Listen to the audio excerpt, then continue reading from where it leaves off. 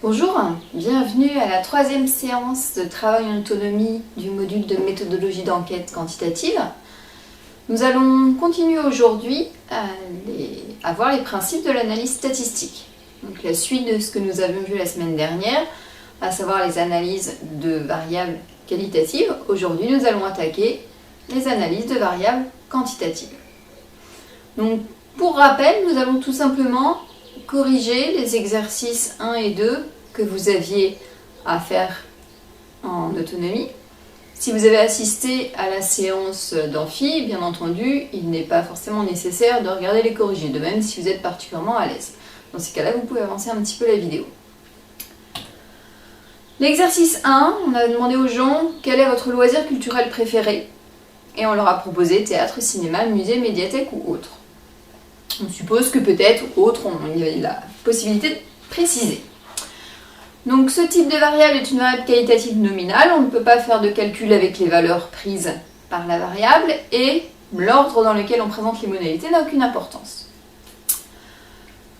Une variable qualitative nominale a un tableau de distribution assez simple, modalité, effectif, fréquence. Donc le calcul de la fréquence se fait en divisant l'effectif de la modalité par l'effectif total. Exemple, pour trouver que 15,63% des personnes ont le théâtre comme loisir culturel préféré, on divise 100 par 640. On trouve donc 15,63. Le graphique qui convient pour une variable qualitative nominale est le diagramme circulaire. On n'oublie pas un titre, une légende et des étiquettes de données. Voilà. Ce graphique nous permet de faire un commentaire en rappelant le mode, puisque l'indicateur pertinent pour une variable qualitative nominale, l'indicateur de tendance centrale, c'est le mode. Ici, le mode, c'est cinéma, avec près de 40% des personnes qui ont le cinéma comme loisir culturel préféré. On peut continuer le commentaire en disant que c'est 2 fois plus que le loisir qui arrive en deuxième place, à savoir la médiathèque. Et le musée, le loisir le moins représenté, avec seulement 8%. On voit graphiquement que bien que le cinéma ait une part importante, la dispersion est vraiment forte, puisque toutes les modalités sont représentées et toutes le sont de manière assez importante. En ce qui concernait l'exercice 2, il s'agissait de préciser la satisfaction ressentie après une séance de sport. À savoir pas de satisfaction, peu de satisfaction, une satisfaction moyenne, une satisfaction forte ou une satisfaction intense. Les modalités ont donc un ordre bien spécifique qu'on ne peut pas changer sans changer le sens. Il s'agit donc d'une variable qualitative ordinale. Le tableau de distribution se complète dans ce cas-là, non seulement d'une colonne avec les fréquences, mais également d'une colonne avec les fréquences cumulées. Pour rappel, les fréquences cumulées se calculent, donc la première est la même que la première fréquence, et la deuxième se calcule en cumulant première fréquence plus deuxième fréquence. Ce qui signifie que 29,41% des personnes interrogées ont été peu satisfaites ou moins que peu satisfaites. Pour obtenir ici 94, on a additionné 25, 39, 19 et 9.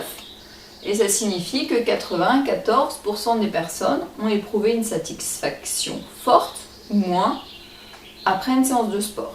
Ce qui laisse environ 6% pour une satisfaction intense. Sur une variable qualitative ordinale, on peut là aussi utiliser le mode. Donc, la réponse la plus fréquemment donnée, satisfaction moyenne, avec près de 40% des personnes. Qui est également la médiane, puisque c'est la première fréquence cumulée qui atteint ou dépasse 50%, ici 68, et qui correspond à satisfaction moyenne, qui est donc également la médiane. Ça signifie que 29% des personnes sont moins que moyennement satisfaits, et si on fait 100 moins 68, on trouve quelque chose comme 32% des personnes qui sont plus que moyennement satisfaits. Donc on a un partage de la population, qu'on va également très bien voir graphiquement ici. On a bien la satisfaction moyenne qui partage la population en 2 parties. Là, en plus, les parties sont plus ou moins égales. Et donc, Le commentaire est assez simple, hein, on repart du mode, on dit que voilà, près de 40% des personnes interrogées sont satisfaites, sont moyennement satisfaites après une séance de sport, que tous les niveaux de satisfaction sont représentés. Les extrêmes le sont un petit peu moins, donc là on parle de distribution symétrique et la dispersion est plutôt moyenne. Voire même la dispersion est assez forte. Après, tout est une question de contexte et de comparer avec d'autres choses. Donc dispersion moyenne, dispersion assez forte. Et là, ainsi se termine l'analyse d'une variable qualitative ordinale. Donc bien entendu, un graphique en tuyau d'or. On aurait pu ajouter ici les étiquettes de données. Attaquons donc le programme de la séance d'aujourd'hui, à savoir les variables quantitatives. Donc pour des variables quantitatives, on va pouvoir calculer des indicateurs de dispersion. Donc je vous rappelle la dispersion, on pense à l'image des Mikado, à quel point les valeurs s'écartent de la tendance centrale. Premier indicateur assez simple, l'étendue, valeur maximum moins valeur minimum, donc la plage sur laquelle s'étendent les différentes valeurs. La variance, je l'ai mis entre parenthèses parce qu'on va l'utiliser, elle n'a pas de sens en tant que telle, elle ne va être utilisée que comme étape dans le calcul de ce qu'on appelle l'écart type, qui lui est le principal indicateur de dispersion des variables quantitatives, qui est la racine carrée de la variance. On va voir comment on le calcule tout à l'heure. Il faudra faire attention, quand on va calculer l'écart type, on peut trouver un écart type de 1 qui soit fort. Si on parle du poids d'une souris, qui plus ou moins 1 kg, c'est énorme, plutôt du poids d'un rat, disons, ou même 500 grammes. Par contre, si on parle du poids d'un éléphant, 1 kg, c'est vraiment très très faible. Donc il faudra bien faire attention de quoi on parle, et pour ça, on comparera l'écart type à l'étendue, par exemple. On le verra tout à l'heure sous forme de schéma. Donc il y en a d'autres, des indicateurs de dispersion, le coefficient de variation, l'intervalle interquartile, pour ceux qui ont fait des probas en S par exemple, vous avez vu tout ça. On se contentera, nous, de l'étendue et de l'écart type, ça permet déjà de faire pas mal d'analyses. Rappel des indicateurs de tendance centrale, donc on vient de revoir le mode et la médiane. On va voir en plus celui qu'on peut calculer pour les variables quantitatives, à savoir la moyenne. Donc procédons dès à présent à l'analyse complète d'une variable quantitative discrète. Donc discrète, ça veut dire avec des valeurs isolées, non pas dans des classes. Comme pour toutes les analyses, les 4 étapes seront les mêmes. Un tableau de distribution, un graphique, des indicateurs, un commentaire. Comme d'habitude, si vous êtes perdu, référez-vous à la fiche de synthèse qui reprend pour chaque type de variable, quel tableau, quel graphique, quels indicateurs, quel commentaire. Donc, premièrement, le tableau de distribution, c'est exactement le même que pour une variable qualitative ordinale. Donc, les modalités XI, les effectifs NI, les fréquences FI et les fréquences cumulées. Donc là, on a demandé aux gens combien avez-vous de chiens, 0, donc il y a 80 personnes qui n'en ont pas, 100 personnes qui en ont 1, 20 personnes qui en ont 2, on a interrogé au total 200 personnes, petit n égale 200. Je ne vais pas revenir sur le calcul des fréquences cumulées, on vient de les revoir dans le corrigé des exercices, on va plutôt s'appesantir sur le calcul des indicateurs. Alors le mode, c'est 1, puisque c'est la modalité la plus représentée. La médiane, la fréquence cumulée qui atteint ou dépasse 50% ici, c'est 1 également. Voyons maintenant le calcul de la moyenne.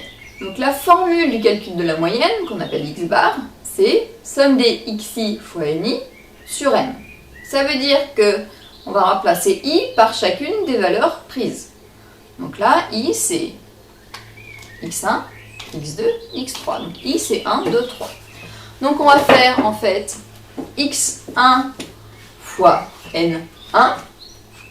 Et étant donné qu'on veut ici une somme, on va additionner. Donc x1 fois n1 plus x2 fois n2 plus x3 fois n3. Et ça va nous donner là ce qui est entre parenthèses. La somme des ni xi. Et on n'oublie surtout pas de diviser le tout par n, c'est-à-dire l'effectif total de 100. Et ça nous donne la moyenne, qui est de 0,7 animal par famille. Donc en moyenne, les personnes interrogées ont un petit peu moins d'un animal par famille. Un chien, plus précisément d'ailleurs. Les indicateurs de dispersion, donc l'étendue c'est assez simple, c'est 2. Donc Soit aucune personne interrogée n'en avait plus de 2, soit c'était pas proposé, plus probablement la première réponse. Et un écart type qui donc est la racine carrée de la variance. On va donc calculer la variance. Donc la variance, en fait, on va reprendre une partie du formule de calcul de la moyenne. Ici, vous voyez, la première partie, c'est la même chose, somme des xi fois ni sur n. La différence, elle est là. Ici, les xi sont mis au carré. Donc on va dans un premier temps calculer la première partie ici. Donc tout simplement, on va reprendre la même chose, mais en mettant les xi au carré. Donc x1 au carré fois n1, plus, on est toujours dans une somme, x2 au carré fois n2, plus x3 au carré fois n3. On n'oublie pas de mettre cette somme entre parenthèses et de la diviser ici par le total n de 100. Ça, c'est la première partie de la formule. Ensuite, ne surtout pas oublier de soustraire ici la moyenne au carré que vous avez calculée au-dessus, à savoir 0,7 au carré. Donc, vous avez là la formule détaillée avec les chiffres et le résultat donne la variance qui est égale à 0,41. À partir de là, on n'oublie surtout pas d'aller jusqu'au bout et de faire donc la racine carrée de la variance pour trouver l'écart type. Donc l'écart type ici vaut 0,64. Ça veut dire que les personnes ont en moyenne 0,7 chiens par famille, plus ou moins 0,64. Donc en gros, on retrouve bien l'étendue, ils en ont entre 0 et 2. Là, ça indique une dispersion très forte puisque la quasi-totalité de l'étendue, 0,7 plus ou moins 0,6, on couvre quasiment la totalité de l'étendue. Donc une dispersion très forte. En même temps, quand on n'a que 3 modalités, c'est parfois le cas. Voyons voir si ça se vérifie graphiquement.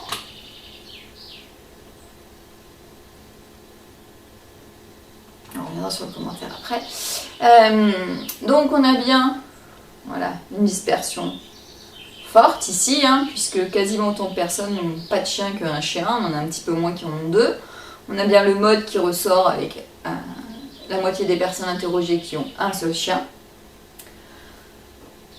Donc on a bien un commentaire sur la répartition. En moyenne, les familles interrogées ont 0,7 chiens, plus ou moins 0,64, ce qui donne une dispersion assez forte. Donc il n'y a pas de règle pour l'interprétation des indicateurs. Alors, je vais vous montrer sur l'exercice suivant qu'on peut faire un petit schéma qui aide un petit peu à y voir plus clair pour comparer l'écart type, la moyenne et l'étendue. Mais en gros, c'est du bon sens, savoir de quoi on parle, par rapport à quoi on compare, et petit à petit, vous serez plus à l'aise avec. Ainsi se termine l'analyse de la variable quantitative discrète. Passons maintenant à l'analyse d'une variable quantitative continue, donc cette fois avec des données sous forme de classes. Les 4 étapes sont toujours les mêmes, tableau, graphique, indicateur, commentaire. Le tableau de distribution, comme vous le voyez, est beaucoup plus important, il y a beaucoup plus de colonnes. Là, nous avons demandé aux personnes quel budget consacrez-vous chaque mois à votre animal. Donc, entre 0 et 50 euros, entre 50 et 100 euros, entre 100 et 150 euros et entre 150 et 200.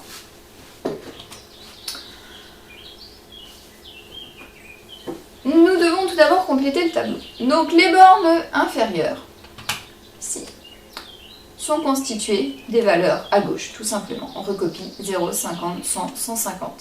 Et les bornes supérieures sont constituées des valeurs à droite. 50, 100, 150, 200. Qu'on recopie ici.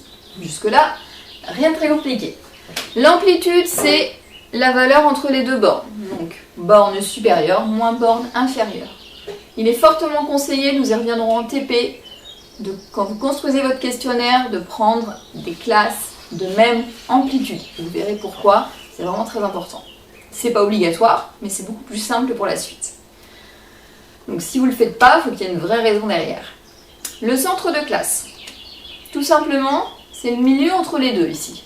Donc soit vous le calculez de tête, soit vous faites borne inférieure plus borne supérieure, entre parenthèses, le tout divisé par 2 et vous obtenez le centre de classe.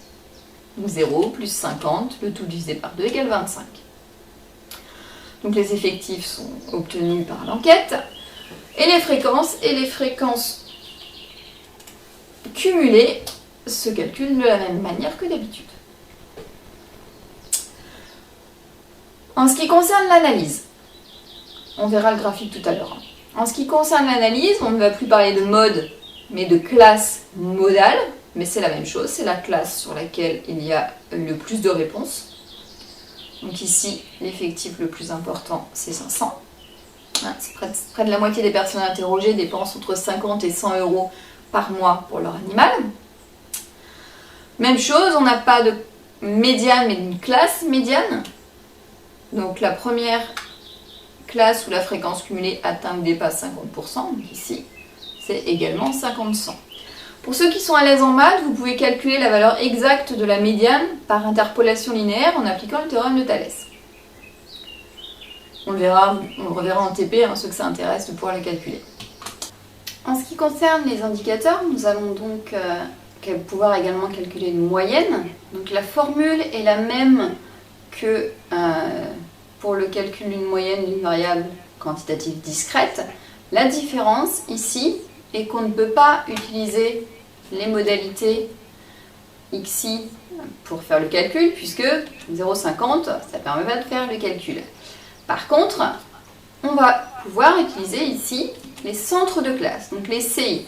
Donc je vous disais, la formule est la même, sauf que là, vous voyez, à la place des XI, on a les CI, les centres de classe. Donc, avec notre exemple, ça donne C1 fois N1 plus C2 fois N2 plus C3 fois N3 plus C4 fois N4, le tout, mais bien des parenthèses, le tout divisé par 1000. Ce qui nous donne ici une moyenne de 90 euros par mois. Donc les personnes interrogées dépensent en moyenne 90 euros par mois pour leur animal. Dans les indicateurs, on peut aussi commenter, on ne l'a pas fait, les valeurs du tableau, comme par exemple 90% des personnes interrogées dépensent moins de 150 euros, on prend la borne supérieure dans ces cas-là pour le commentaire, par mois pour leur animal, parce que ce sont des fréquences cumulées, c'est moins de. Ou seulement 10% des personnes dépensent plus de 150 euros.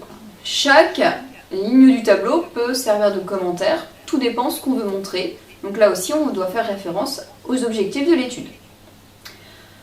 Étant donné que c'est une variable quantitative, on peut calculer comme indicateur de dispersion l'écart type et on peut également utiliser l'étendue. Donc l'étendue, maximum moins minimum, donc là ici, le maximum c'est la dernière borne supérieure, moins le minimum qui est la première borne inférieure, et donc on a une étendue de 200.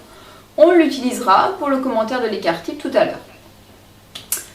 En ce qui concerne le calcul de l'écart type, on va d'abord commencer par le calcul de la variance, qui utilise la même formule que précédemment, mais là aussi, on a remplacé les XI par des CI. Donc on a la somme des CI carré fois NI sur N moins la moyenne au carré. Donc ça donne C1 au carré fois N1 plus C2 au carré fois N2 plus C3 au carré fois N3 plus C4 au carré fois N4, le tout divisé par N qui est l'effectif total 1000.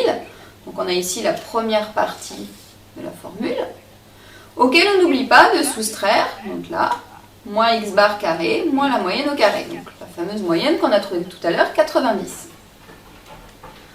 Ça nous donne une variance de 1775, qui ne veut rien dire en tant que telle, c'est pas la variance qu'on commande, c'est l'écart type. Donc on fait la racine carrée de la variance, 1775, et on trouve un écart type de 42,13. Donc dans l'absolu, c'est pas facile de commenter un écart type, donc je vais vous proposer un petit schéma afin de le commenter plus facilement. Donc commentaire sur la répartition et sur la dispersion, toujours. Donc la répartition, on l'a un peu dit tout à l'heure, on le redira éventuellement à partir du schéma, du graphique, c'est parfois un peu plus simple, mais en gros, déjà la moitié des personnes interrogées dépensent entre 50 et 100 euros par mois. Déjà dire ça sur la répartition, toutes les classes de budget sont représentées, et la moins représentée, c'est la classe la plus élevée. Par exemple, on peut dire ça. Tout dépend toujours des objectifs de l'étude. Pour commenter la dispersion, je vous propose de placer sur un schéma le minimum, 0, le maximum, 200, et donc le segment noir représente l'étendue. Vous placez ici la moyenne, donc vous essayez d'avoir une échelle à peu près correcte, ça n'a pas besoin d'être au millimètre près, vous placez la moyenne, et enfin vous placez le petit segment rose qui représente plus ou moins l'écart type. C'est-à-dire que là, je me place à 90, ici, je vais faire moins 42,13 d'un côté, donc c'est pareil, ça n'a pas besoin d'être précis, c'est approximatif, et plus 42,13 de l'autre côté. Donc on a un segment de 2 fois l'écart type. Donc ça veut dire, donc l'écart type, c'est les écarts à la moyenne, les écarts moyens à la moyenne, donc en gros ça représente à quel point les réponses sont dispersées autour de la moyenne. Donc, plus le segment rose est grand par rapport au segment noir, par rapport aux réponses possibles, plus la dispersion est forte. Donc s'il n'y avait pas de segment rose ou un segment de millimètre, on dirait qu'il n'y a quasiment pas de dispersion. En gros, tout le monde aurait répondu la même chose. Si le segment rose était aussi grand que le segment noir, on dirait qu'il y a une dispersion maximale. C'est qu'en gros, on a 5 classes, il y aurait 0,20 partout. 0,20, 0,20, 0,20, 0,20, 0,20. Dispersion maximale. Là, on a une dispersion moyenne. Ça couvre à peu près un peu moins de la moitié du segment. Voire même, après ça se compare, tout ça, ça dépend de tout ce qu'on a étudié d'autres, mais on pourrait même être amené à dire que la dispersion est assez faible. Il faudrait voir comment c'est réparti au milieu de la classe, mais assez faible ou moyenne, parce qu'on n'a pas un segment rose qui est très grand par rapport au noir. On peut commenter assez facilement à partir d'un segment. On compare la taille du rose par rapport à la taille du noir, et plus le rose est grand, plus votre dispersion est forte. Vous n'êtes pas obligé d'utiliser rose. Donc le graphique qui convient pour une variable quantitative continue, c'est l'histogramme. Voilà, donc un histogramme avec des colonnes qui se touchent pour bien montrer justement la continuité entre les différentes classes. Et donc là, on voit bien apparaître notre classe qui est à la fois la classe modale, la classe médiane, la moyenne se trouve aussi dedans puisqu'on est à 90, on est à peu près ici. Et on voit bien que là aussi que la dispersion va aller pas si forte puisqu'on a quand même un gros, voilà, la moitié de la population qui a répondu, qui a donné cette réponse-là, et le reste qui est réparti dans les différentes classes. Donc on a bien, pour toutes nos analyses, vu un tableau de distribution qu'on complète, un graphique, on choisit le plus pertinent, et des indicateurs qui vont nous servir à faire un commentaire sur la répartition et sur la dispersion. Donc systématiquement, on fait toujours ces 4 étapes-là. Et l'étape qui se rajoute dans une enquête à plus grande échelle, donc ce que vous ferez sur l'enquête à l'ensemble d'un mauvais genre, c'est répondre aux objectifs de l'étude, aux hypothèses, voilà. Qu'est-ce que vous vouliez montrer au final. Donc, à partir de vos petits commentaires un peu scolaires, voilà, on essaye d'aller un peu plus loin et de répondre à la problématique. Donc vous rencontrerez des cas particuliers, il y en a plein dans une enquête forcément. Là on a vraiment vu les analyses de base, quand tout va bien, quand les classes font la même taille, quand tout est carré. On verra les cas particuliers en TP, on verra beaucoup. Mais dès à présent, vous pouvez aller réaliser les exercices 3 et 4, qui sont donc une variable quantitative discrète, une variable quantitative continue. Le QCM pour Moodle qui est à faire pour le 19 octobre 19h portera sur le contenu de la vidéo et sur les réponses aux exercices 3 et 4. Bon courage!